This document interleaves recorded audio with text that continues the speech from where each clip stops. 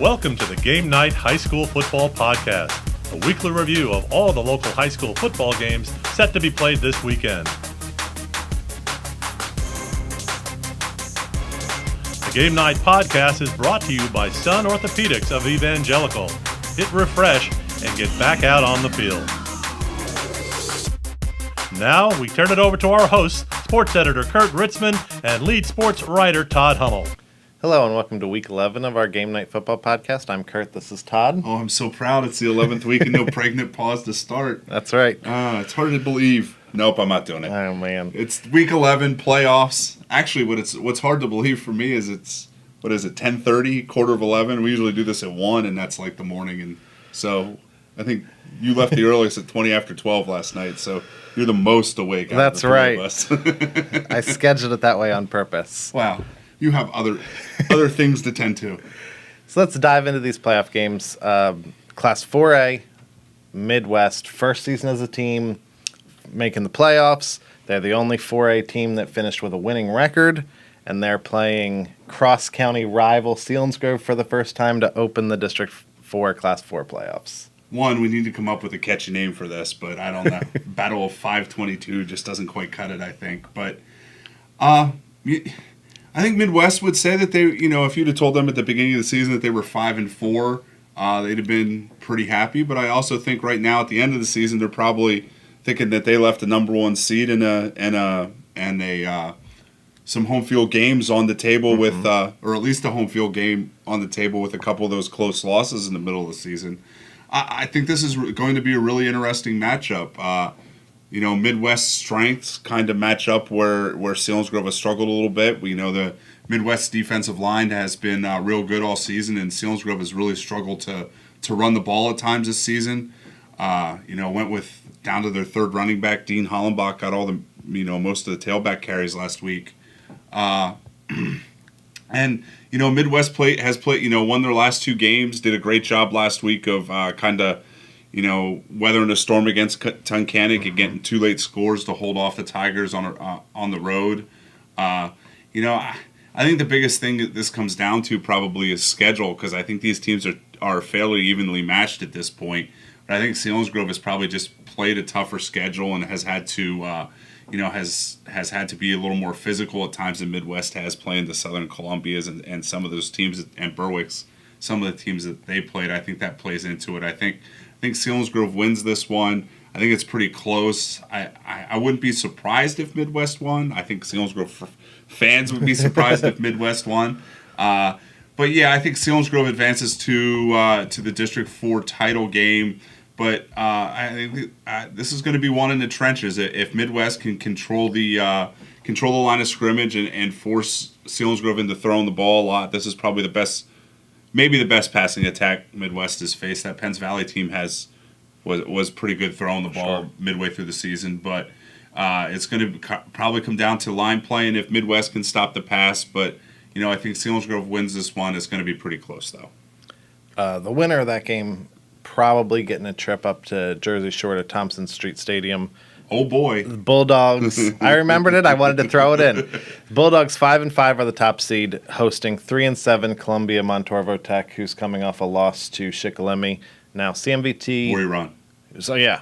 I got ahead of myself. Warrior Run. You had two thoughts at once. It's better than zero at once, like normal. So see, like I was trying to say, CMVT was the 5 seed and wouldn't have made the playoffs, but Shikellamy declined playoff participation after going 1-9 and still finishing as the 4 seed. Rams coach Mark Varner is kind of going to get what he wished for. In the preview in the Bluesburg paper, he was kind of lamenting the fact that they had won, 2 games at that point and still weren't in the playoffs over Shikellamy. This might be a be careful what you wish for. The Rams kind of struggled to get their offense going against Warrior Run last week, and Jersey Shore's strength is stopping the run. So, the Rams didn't throw the ball real well last week against Warrior Run. They're going to have to do that against Jersey Shore if they're going to have any chance at all in this game. And, maybe the big deciding factor might be the weather. I think it's like an 86% chance of rain on Friday night. And, if they do play at Thompson Street Stadium, that place is going to be a mud pit, and that grass wouldn't want to walk in that thin opposing sideline there either in that mud. Done it, not fun. Yeah, I'd be shocked if Jersey Shore didn't win this game. Looking at these, other than maybe Southern and the Southern Mount Carmel and Danville games, that would probably be one of the bigger upsets in District 4 history. Actually, I saw it's the first time since 2012 Votex made the playoffs. Wow. I think they got blown out by Selinsgrove down at Selinsgrove. I think I was there for that game, if I can remember correctly. But yeah, I think Jersey Shore wins this one rather easily, and I think it'd be the third straight year Selinsgrove and Jersey Shore had met in the playoffs. Wow. Second time in 3 years for the District 4 title. And it's just this Jersey Shore team is much better than that team that Selinsgrove beat 31-10 in I think it was the second week of the season. So that should be a fun one up at Thompson Street Stadium if that comes true. And Midwest Jersey Shore would be an interesting game too, because that would be probably two of the better defensive lines facing off against each other in District 4. So yeah, so I'm thinking 4A next week. We're probably Selinsgrove at Jersey Shore, but wouldn't surprise me if Midwest Jersey Shore. But it would surprise you if it's CMVT at one of the Snyder County schools. Yeah, I think it would surprise a lot of people. All right, we're going to stick to all the Friday night games first and do Saturday last. Moving on to Class 2A, briefly touched on this. Top-seeded, undefeated Southern Columbia hosting 4-6 Lyon Mountain, coming off another tough loss for the Eagles. Yeah, they played well for that first half against Upper Dauphin, who ended up as, 8-2, and runner-up in the Tri-Valley League, ended up the 3 seed in 2A in District 3. Man, District 3 2A is 10-0, 9-1, and 9-1. Actually, Upper Dauphin was 9-1. I'm sorry. That only lost to Halifax. Where Halifax scored, was it 28-0 or 28-7 at the halftime, and they rallied. But anyway, Lyon Mountain's big struggle this year has been turnovers, and that really killed him again last week. Cannot turn the ball over against Southern Columbia, who, was, I guess disappointed might be a strong word, but, again, Coach Roth after the game last Friday night wasn't happy with his offensive line. They really struggled at times running the ball. I think it was 202 yards on the ground, which is, you're like, you ran for 200 yards against an 8-1 team, but they have a little different set of standards at Southern Columbia. And to be honest with you, once it got to 21-7 in the second quarter, the Danville offense or defense forced 2 punts, a turnover, and stopped Southern Columbia on downs deep in Danville territory. So Danville had their shots, but again, that was a game that was a lot of Julian Fleming, 63-yard touchdown pass to start the game. Stone Hollenbach's first pass back from his injury. I thought Stone overthrew him, but Julian said they kind of have a little joke in practice, and I'll let Julian tell you about it a little bit here.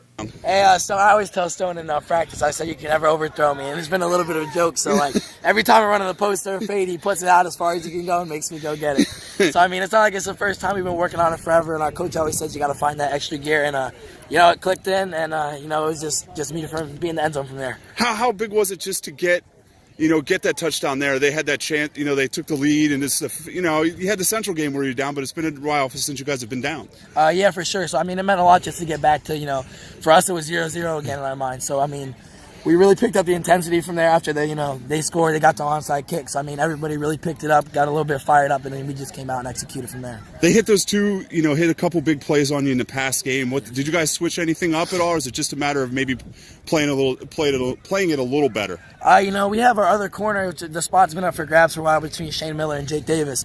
But Shane Saden for the most part today, he did a great job on Persing, a real quick kid. He's a real competitor. So for the most part, Shane did a good job, and you got to give a lot of credit to our defensive line, the linebackers. They pressured the quarterback. He's a little bit younger, so they rattled him up front.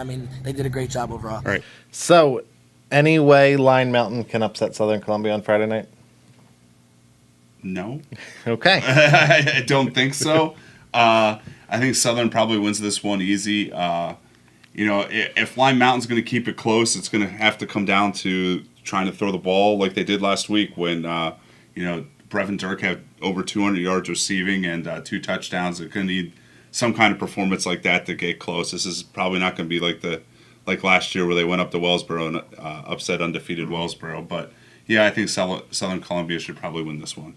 Now, last year, Southern's first playoff game was North Penn Mansfield. Correct. And the first 5 minutes were crazy. I think it was 21-16 Southern midway through the first quarter. I don't think Lime Mountain can throw the ball like Okay. Lime Mountain can't throw the ball like North Penn Mansfield can. And don't forget, Julian didn't play the first 2 weeks of the playoffs last year. Moving down the bracket, the 4-5 game, 6-4 Troy at that 8-2 Wellsboro team that was subject to Lime Mountain's upset last year. I think Wellsboro probably gets this one, but this is obviously not the Wellsboro team of the last 2 years that finished the last two seasons undefeated. Canton handled them fairly. I don't want to say fairly easy, but handled them last week to win the Northern Tier title. Milton. They needed every bit of 4 quarters to take care of Milton. Every bit of 4 quarters to take care of Hughes, an 0-10 Hughesville team earlier this season. So they can't afford to get down early like they did in during the regular season. But I think Wellsboro takes this one. This is kind of a long trip to go for the semifinals next week for one of these teams against Southern Columbia. But I think we'll go with Wellsboro and expect maybe the Hornets Tigers game, or barring anything weird, maybe a Hornets Eagles rematch. But thinking it'll be Wellsboro though. Okay. 2 seed Mount Carmel has looked really good since that loss to North Schuylkill early in the season. 8-2 hosting 4-6 Towanda at the Silver Bowl. This is kind of like the 1-8 game. I'd be really surprised if this wasn't a blowout. Mount Carmel's probably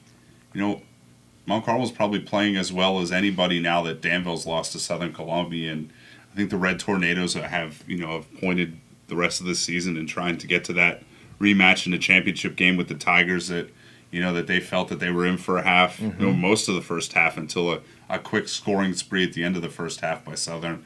So but this is another game that the weather might play a factor in, just because the Silver Bowl's grass, there's a lot of mud out there, but I think if it is rainy, I think obviously the Mount Carmel's running game should be able to handle that. And that's Scott Dodinsky covered the Coal Bucket last week where they kind of rolled over Shamokin and came back impressed with that defensive line, which is all both times I've seen Mount Carmel this season, they've played real well, and I don't think anybody on Towanda can really match up with that. So I think this can be a long night for Towanda. Our other Class 2A quarterfinal, 5-5 Bloomsburg headed to 8-2 North Penn Mansfield, who had that good showing early against Southern last year. Southern pulled away later. They're playing at Mansfield University. Yeah, I've been to North Penn a couple times. Their regular home field's like in a town park down by the river, so I imagine it's a little muddy at this point after the summer and fall that we've had. So yeah, they moved this up on the turf at Mansfield. This is kind of an interesting game at 3-6, just because Bloomsburg went up in the second game of the season and put a hammer in on them actually and beat them up pretty good, which is kind of where we were like, Bloomsburg might be pretty good after getting waxed by Southern in the first game of the season. North Penn Mansfield, I screwed that up. I think I said Wellsboro lost to Canton last week. They actually lost to North Penn Mansfield, who won the Northern Tier title, the big school title. Canton won the small school title. North Penn Mansfield, same thing they've been for the last 6-8 years. There's a Burley at quarterback. It's the youngest kid. I think he's getting close to breaking both of his brother's records, and you're going to look at me and go, what are their names? And Nope. All right, I was going to say because... But I did see on Twitter that it's the 6th year in a row that a Burley I was been going to say, their it's quarterback. the 6th year. I knew it was 6 or 8 years. The oldest one is Bo. There was I can't think of the middle one, but, they've really brought North Penn, what was North Penn, and now it's North Penn Mansfield after the merger, has really become one of the top programs in the Northern Tier thanks to those three. And their dad is the coach, or their dad is the offensive coordinator, I believe. And, they like to throw the ball around a little bit. I think this is where Bloomsburg's schedule comes into play, playing in Division III. I think Bloomsburg wins this one again and kind of sets up a Bloomsburg-Mount Carmel matchup in next week's semifinals. Okay. Class A, we mentioned Canton, 9-1. Top seed hosting 5-5 South Williamsport, the only hack team in the Class A playoffs. This is one of those, Class A the last 2 years has really been a toss-up. I think Montgomery made the final last year as a 4 seed. Muncie 2 years ago won it as a 3 or a 4 seed, I think. Okay. So this is where it's mostly wide open, and I really like South Williamsport just because of the way they've got hammered by Loyal Sock last week. But they've played a tougher schedule. I like the running game. They're the kids that are back are experienced in the playoffs.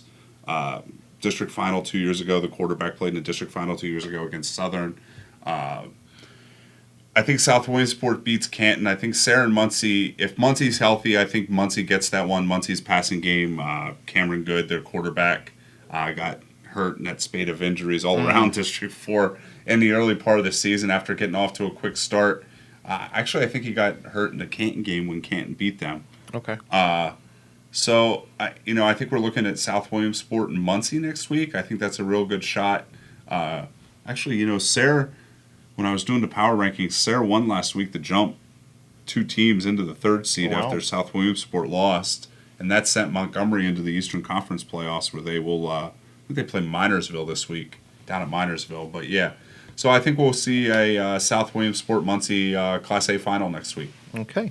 We're going to take a quick break to hear from our sponsor, Sun Orthopedics at Evangelical, and then we'll dive into Saturday's Class 3A games. Whether it's time to live it up on the field or in the backyard, there's always time to play. The sports medicine team at Sun Orthopedics of Evangelical understands how important movement is to you and your family's life. With 4 convenient locations, the experts at Sun Orthopedics explore every treatment option available, from simple braces to advanced surgical techniques. They support you through the entire healing process, making sure you're back to being a warrior every weekend. Sun Orthopedics of Evangelical. Hit refresh and get moving again. Welcome back. Those were our Friday games. We've got 4 Saturday playoff games. Should say it's the desk person for Saturday night, right? I'm thrilled. Class 3A quarterfinals start with top-seeded Danville at 8-2, hosting 3-7 Warrior Run. Warrior Run got that win last week over CMVT to seal the playoff spot. They were kind of in a fight for that 8th spot for the second half of the season with Milton and Mifflinburg. So good for the defenders to make it. Not so good going to Danville Saturday night. I think this is the first time Warrior Run has made the district playoff since 2007. So they're pretty excited up that way. This game was close for a half when they played earlier this season till Danville pulled away in the second half. I was going to say that was the game that Austin Millar had the 3 touchdowns in like 5 minutes. Yeah, in the third quarter, second or third week of the season. I think the big thing now, is Warrior Run needs to kind of equal that effort in the first half and kind of give the top seed a problem. You look at 49-7 last week for Danville against Southern Columbia, and that's a score that isn't really indicative of the game through the first half, 1. And 2, and doesn't really, Danville learned a valuable lesson, I think. If they want to win the district title, some of the plays they missed in that Southern Columbia game, they're going to have to hit. They had a drop pass on a ball that the receiver had 2 or 3 steps on that KJ Riley laid it in there. Had a chance to take a 10-0 lead and bogged down and missed a field goal. And then an offense that's been so good all year just couldn't get, just was a step or 2 away from getting something going in that second quarter when they had chance after chance when their defense came up with stops that other teams really hadn't been able to do since the Central Columbia game on that Southern Columbia offense, but just couldn't get it going. Have to avoid kind of a post big game hangover with a team against a team you've beaten pretty handily before. Another thing is the defenders did not see much of Peyton Persing in that game. That was before they really went to that offense with him. Getting him the ball in various ways. So I think Danville wins this one easily as long as they avoid any type of letdown from last week.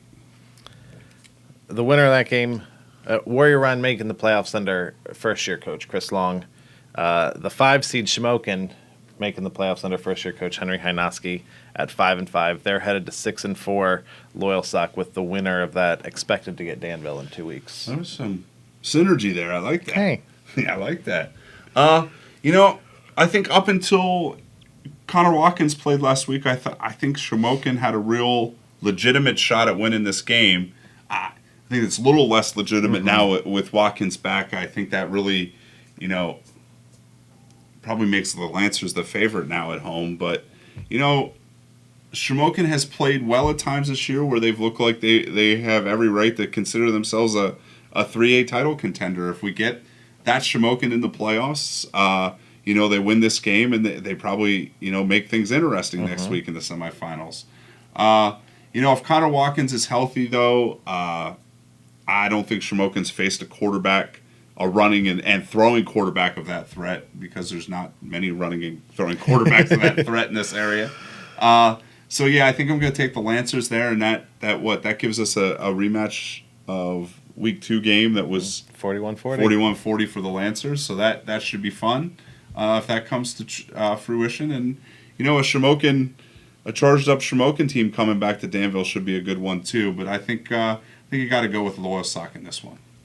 If Connor Watkins is healthy, is Loyalsock the best team in the 3A quarters? I really like this. I really like this Danville team, the way it played in the middle of the season, and I think their defense is better than it was in that first week, that first meeting, and some of the, if you watch that game, I think they learned you can't come up and you got to be concerned about the run, but you got to leave it to the linebackers, because some of those long passes were, the defensive backfield kind of sneaking up to tackle a scrambling quarterback and him throwing seeds over top of him. So. I think we're probably in for the same type of deal, though, if those two meet up. I would definitely take the over in that game. Moving on to the next quarterfinal, it features two of the teams with better combined records in all the District 4 playoffs. 3-seed Central Columbia at 7-3 hosts 6-seeded Lewisburg at 6-4, and Lewisburg has one of their big weapons back too. Yeah, Dylan Ferranato returned last week, caught a pass. Going to play offense. Coach Persing said probably not on defense yet. But, this one's going to be – I think this one's interesting. Central Columbia won the first meeting 2 weeks ago. Yeah, 2 weeks ago, 44-16. But it's a game that, it's kind of like that Danville feels about that Southern Columbia game. It wasn't – that final score really wasn't indicative.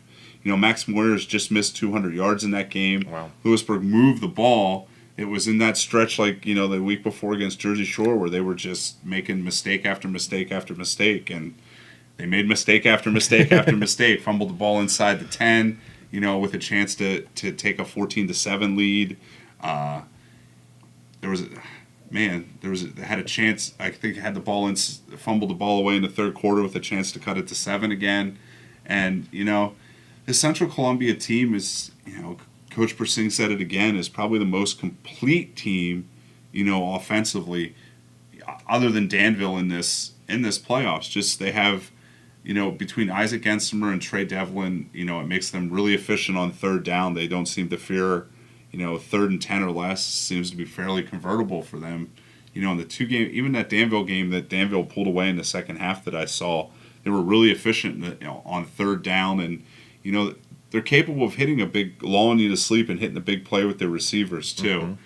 Mm-hmm. With Ferranato back, that should help the passing game. The Green Dragons really struggled with Southern Columbia's smallish defensive ends, really struggled with that quickness. They're going to have to figure out a way to give I almost called him Andrew. It's for 11 weeks. 11 weeks it took me.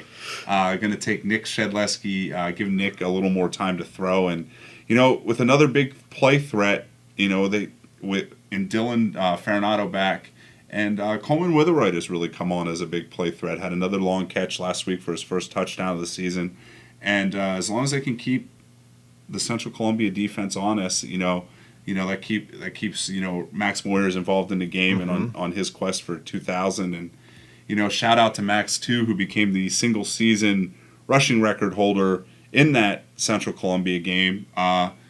Breaking Ryan Wetzel's record, I think from 1997. Wow.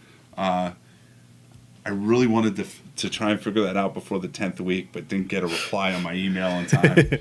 So I saw that on Twitter Friday. It turned out that it was true. I was right. But yeah, Ryan broke Ryan Wetzel's record. I think you have to, just because of that first game in their home, that you have to go with Central Columbia. But I really think that this game is much closer, and this probably has the best chance. These middle two quarterfinals have a real good shot, between Schmook and Loyalsock and Lewisburg Central Columbia of being real entertaining games on Saturday night. Last 3A quarterfinal, the only non-hack team to make the District 4 playoffs at this size. 4 and 6 Athens headed, I guess, down from them to second-seeded 8 and 2 Montoursville. Both of Montoursville's game with the Northern Tier have not gone well for the Northern Tier. Won both games by mercy rule. Wouldn't surprise me if this is the same type of deal. After Athens beat Midwest, they went over to Wanda and lost by 20 points. Oof. So I think this is the big issue for Athens is they've just been up and down. And probably should have lost that Midwest game too. Just a late pick six kind of turned things around for them. You got to be impressed with Montoursville. Probably one big play away from shutting out Selinsgrove last week, 7-0. Got a late field goal to win that game. So that defense is playing well right now. And other than that game last week and the second half against Jersey Shore, nobody's really stopped the Montoursville offense at all this season. Most improved team in the area by far. Only 3 wins last year. Wow. 8 wins this season. Looking at another home game next week in the semifinals, and I'd be Central Columbia Montoursville or Lewisburg Montoursville game next week should be a real good one. Some of these, I think between the finals and the 3A semifinals, I think week 12 ought to be fun next week too. Okay, that's all District 4 playoff games for you guys. Make sure to pick up Friday's paper for our game night, which will have a whole bunch of Midwest, the battle for Route 522. Yeah. We'll see if we can come up with a better name over the next day or so. We need to name the Kramer Bridge. And previews of all 6 playoff games featuring Valley teams. And Friday's regular sports section will have Todd's column and picks. Are you picking our 6 games, or are you picking all of them? I try and pick all of them. All right, so I like to make people think I'm kind of knowledgeable. Yeah, it's a lie, but I like to make them think. Like over a 70% winning percentage in the regular season for this guy. Should be 80. Over 80? No, I'm saying it should be. Okay. Then Friday night, you can follow along on our live blog with scores from Friday night's games. And check out Saturday's paper for those stories. Then you have to, if you only care about high school football, you have to get Sunday's paper this week too, because we'll have coverage of the Saturday night games there. Then Monday we'll have still doing your blog Saturday night, right? Gonna try. Yeah, we'll do a live blog Saturday night, at least on Twitter. Yeah. And then make sure to pick up Monday's paper for the high school football notebook with interesting tidbits from Friday and Saturday games. So a double notebook. Probably not in size, but in good tidbits, I bet. There you go. And then we'll be back next week for week 12 overall and week 2 of the playoffs. Thanks for watching. Thank you. Whether it's time to live it up on the field or in the backyard, there's always time to play. The sports medicine team at Sun Orthopedics of Evangelical understands how important movement is to you and your family's life. With 4 convenient locations, the experts at Sun Orthopedics explore every treatment option available, from simple braces to advanced surgical techniques. They support you through the entire healing process, making sure you're back to being a warrior every weekend. Sun Orthopedics of Evangelical. Hit refresh and get moving again.